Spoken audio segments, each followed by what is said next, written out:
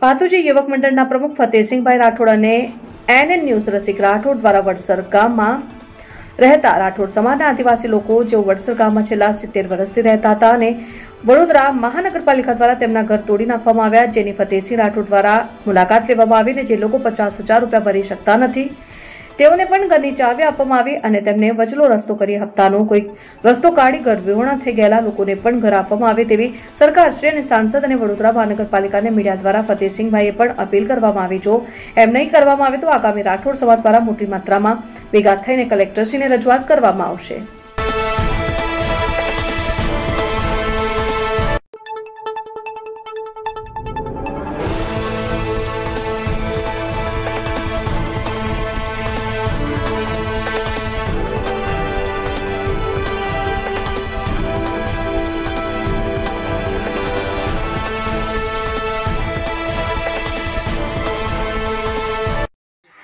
આજે અમે વડસર ગામની અંદર આવ્યા છે.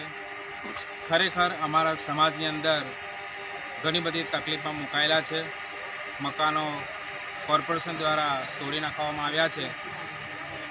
એમની કોર્પોરેશનની કોઈ ભૂલ નથી, એમને નોટિસ પણ આપી હતી અને એમના સમય પ્રમાણે એમને મકાનો પણ તોડી નાખ્યા.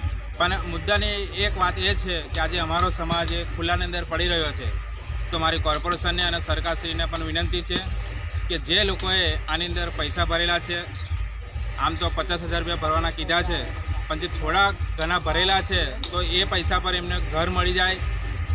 કેમ કે કોર્પોરેશનમાં એવું કહેવામાં આવ્યું છે કે જ્યાં સુધી પૂરેપૂરા પૈસા નહીં પડે તો એમને મકાન નહીં મળે. પણ મારી એમને ખાસ વિનંતી છે સમાજ તરફથી કે એમને થોડા ઘણા પૈસા ભરીને એમને મકાન આપે. કારણ કે આજે ખુલ્લામાં એ લોકો રહે છે, તાપ તડકો વેઠીને આજે ખાસા સમયથી અહીંયા ગાડી ખુલ્લામાં ખાવા પીવાનું બધું જ એમની છોકરીઓ હોય, બહેનો હોય, ભાઈઓ, નાના બાળકો પણ છે. તો ખરેખર મારી વિનંતી છે કોર્પોરેશન અને સરકારશ્રીને કે એમને વહેલી તકે આનું નિરાકરણ લાવી એમને પોતાનું ઘર આપે. એ પૈસા ભરવા તૈયાર છે, એમને હપ્તો કરી આપવા વિનંતી છે.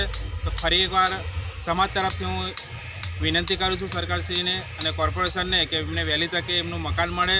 એ પૈસા ભરવા તૈયાર છે. એમનું કોઈ પણ એમને લખાણ જોઈતું હોય પૈસાનું તો પણ આપવા તૈયાર છે. તો એ ખુલ્લામાં ના પડી રહે. એમને ઘણી બધી તકલીફો આ જ્યારથી તોડ્યું છે મકાન ત્યારથી એમને તકલીફો પડે છે. તો એમને વહેલી તકે મકાન મળે એવી આજે હું એમને વિનંતી કરું છું. સૌને જય માતાજી.